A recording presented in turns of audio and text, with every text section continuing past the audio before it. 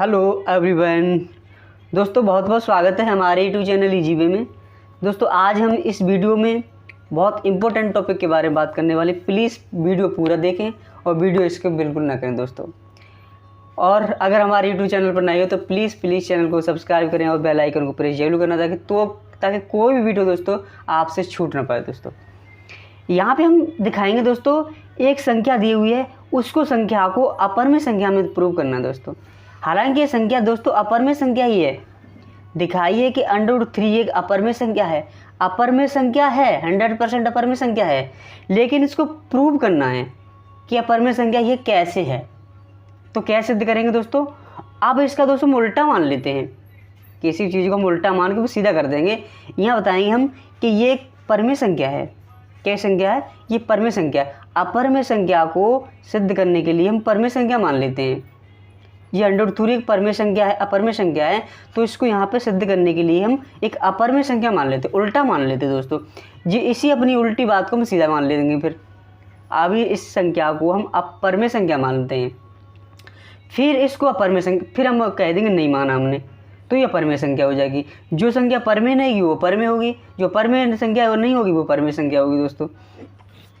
तो दोस्तों हम इस संख्या को परमेय संख्या माना, यहाँ पे सपोज करेंगे माना कि यह एक परमेय संख्या है। क्या है?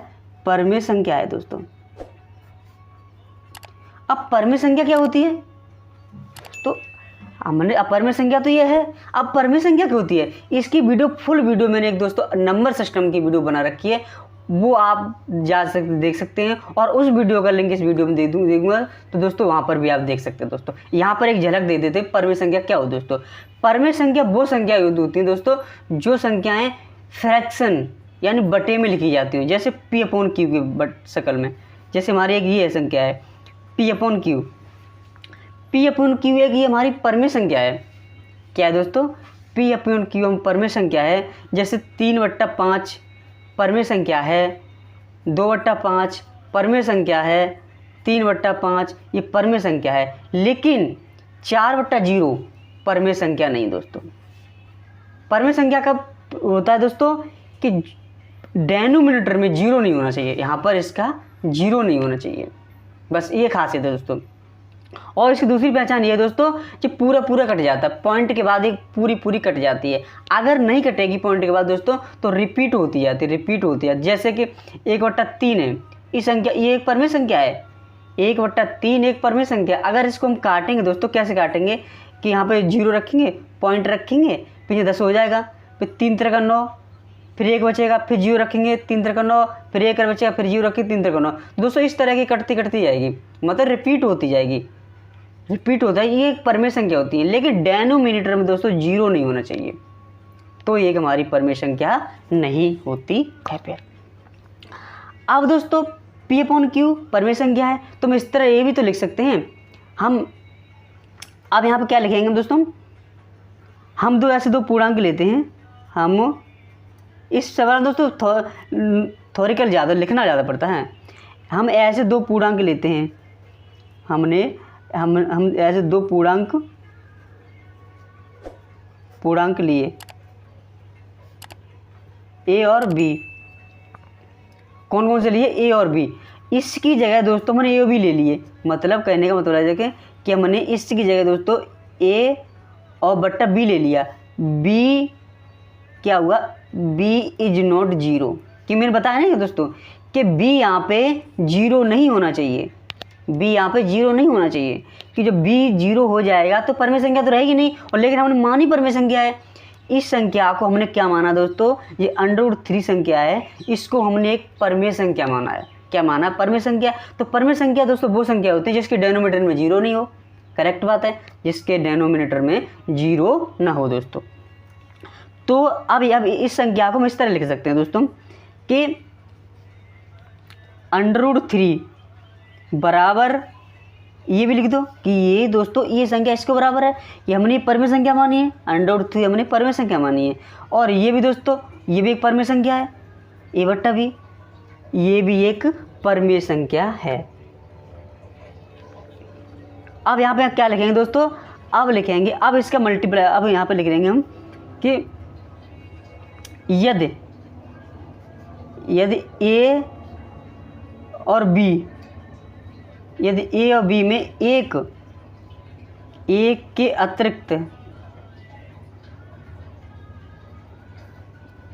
अतिरिक्त कोई उभयनिष्ठ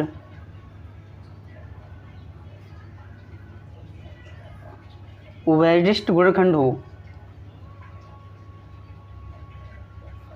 उभयनिष्ठ गुणनखंड हो, तब उभयनिष्ठ गुणों से भाग देकर, तब उभयनिष्ठ गुणनखंड हो। यहाँ लिख लेते हैं दोस्तों,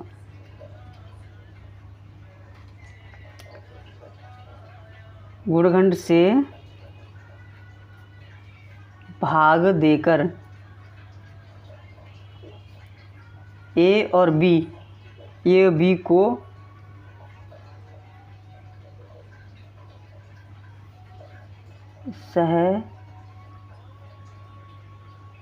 सहअभाज्य बना सकते हैं। सहअभाज्य, अब दोस्तों सहअभाज्य क्या है यहाँ पे सहअभाज्य क्या है?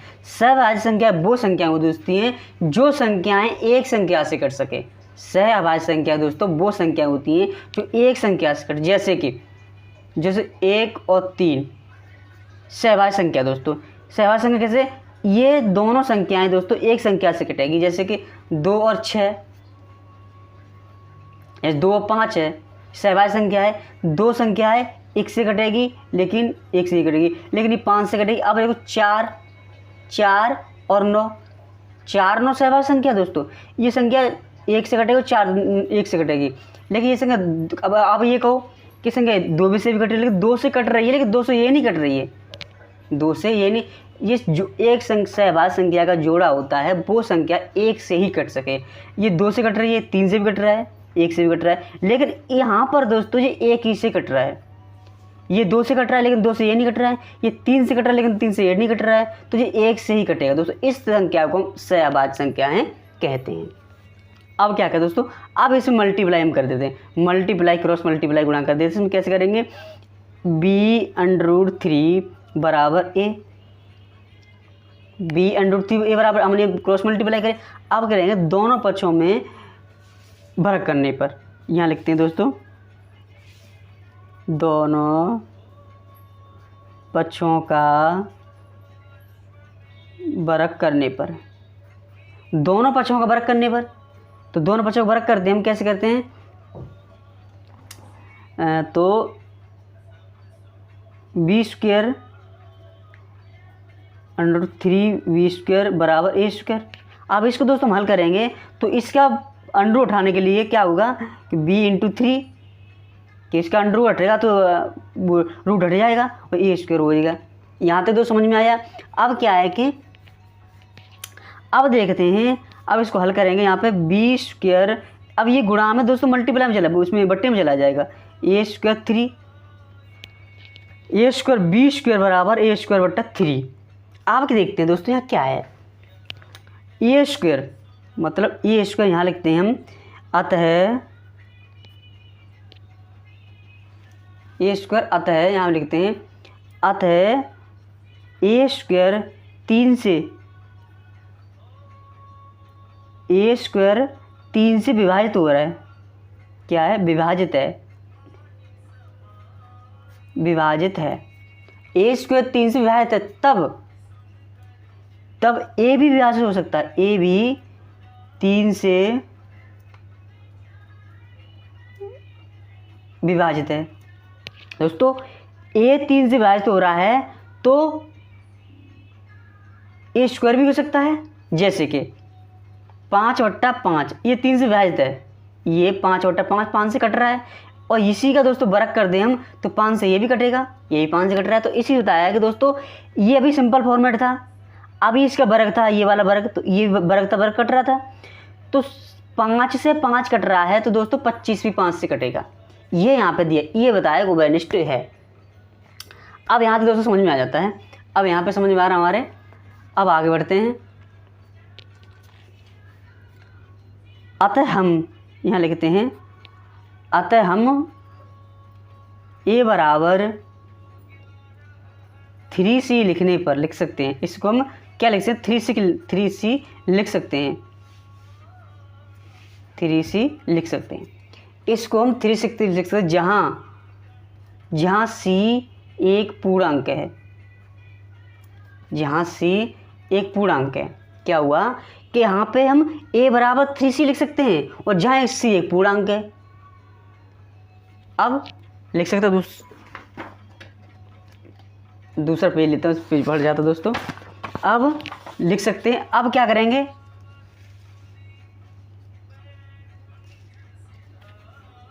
थ्री सी हम लिख सकते हैं ए के मान के, ए के इस मान को 3b बराबर ए स्क्वायर में प्रतिस्थापन करने पर, कि दोस्तों वो ए सी बराबर जो मान था ए बराबर 3c इस मान के अंदर रख सकते हैं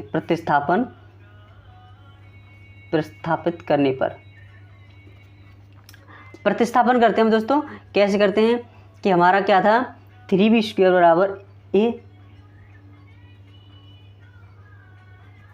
3b स्क्वायर बराबर ए स्क्वायर, तो ए बराबर 3c है वो हम लिख सकते हैं। तो कैसे करेंगे, क्यों 3b स्क्वायर बराबर 9c स्क्वायर, कि दोस्तों ये पूरा 3b स्क्वायर बराबर 3c। अब इसमें दोस्तों वर्ग है या वर्ग लगा सकते हैं इसको हम। अब इसको हम हल कर लेते हैं, तो 3b स्क्वायर बराबर इसको 9 करेंगे दोस्तों तो 9c स्क्वायर हो जाएगा, क्योंकि 3 का वर्ग हो गया, फिर c हो गया। अब v स्क्वायर बराबर 9c स्क्वायर बटा 3, 3 दोस्तों यहाँ पर ले लिया। अब 3 से हमने ये काट दिया तो क्या बचा 3c स्क्वायर बचा, क्या बचा 3c स्क्वायर बराबर, तो यहाँ पर b बराबर, तो यहाँ पर बचा b स्क्वायर बराबर 3c स्क्वायर, b स्क्वायर बराबर 3c स्क्वायर हो गया। अब इसका अर्थ है दोस्तों, इस यहाँ पे लिखेंगे कि इसका अर्थ है कि v स्क्वायर ये वाला अंक लेके आना तो बट्टे में हो जाएगा दोस्तों। v स्क्वायर बराबर v स्क्वायर 3 से विभाजित है। पिछले बताया था दोस्तों कि जो कि b स्क्वायर है 3 से विभाजित है, यहाँ पे करके देख लेते दोस्तों कैसे विभाजित हो रहा, बता देता हूँ मैं। v स्क्वायर बराबर 3 स्क्वायर, ये संख्या 3 से कैसे विभाजित है वो बताता हूँ दोस्तों कैसे हो रहा है, कि जब ये दोस्तों इधर आएगा, हम सीधे c बराबर जब गुणा में दोस्तों जब इधर आएगा तो बट्टे में हो जाएगा 3 लो, तो 3 से विभाजित हो रहा है, b स्क्वायर 3 को विभाजित कर सकेगा, 3b को विभाजित कर सकेगा। अब 3b को b स्क्वायर विभाजित करेगा तो तब b को भी कर सकेगा, तब b को भी करेगा, तो b को भी करेगा। जब b स्क्वायर को भी कर सकता है तो b को भी करेगा 3 विभाजित, ये यहाँ पे दोस्तों दिखाना है। अतः a और b यहाँ लिखेंगे दोस्तों, अतः a और b में कम से कम एक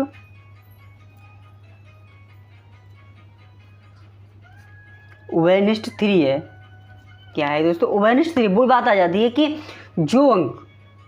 जो संख्याएं एक से विभाजित हो वो उभयनिष्ठ होती हैं, तब यह बताएगा ये उभयनिष्ठ गुणनखंड है। परंतु अतः a और b के कम से कम एक उभयनिष्ठ गुणनखंड 3 है। क्या है, परंतु इससे यहाँ लिखिए दोस्तों, परंतु इससे दोस्तों ये सारी चीज़ एग्जाम में लिखनी होती है, क्योंकि ऐसे सवाल आते हैं उसमें जो लिखना ज़्यादा पड़ता है। क्या होता है, ऐसे सवालों के अंदर लिखना ज़्यादा पड़ता है, तो उस समय सारा चीज़ लिखना पड़ता है ताकि पूरे नंबर से हमको मिल सके। इसका तथ्य है, यहाँ लिखिए दोस्तों कि इसका तथ्य है, इस तथ्य का हम विरोधाभास करेंगे दोस्तों। मतलब विरोधाभास मतलब होता है हम जो हमने माना था वो नहीं मानेंगे, हम उसका हम विरोध करेंगे। इसका कहने का मतलब है कि जो हमने माना था, जो हमने परमेय संख्या मानी थी, अब वो परमेय संख्या नहीं है। जो हमने परमेय संख्या मानी थी वो नहीं है। मैंने पहले बताया दोस्तों, जो हम मानेंगे फिर वो लास्ट में आके हम उसको मना कर देंगे, हमने नहीं माना था। यहाँ पे लिखेंगे दोस्तों, इस तथ्य का मतलब है कि विरोधाभास होता है, मतलब हम उसका विरोधाभास करते हैं। और ए और बी सहभाज्य संख्या दोस्तों,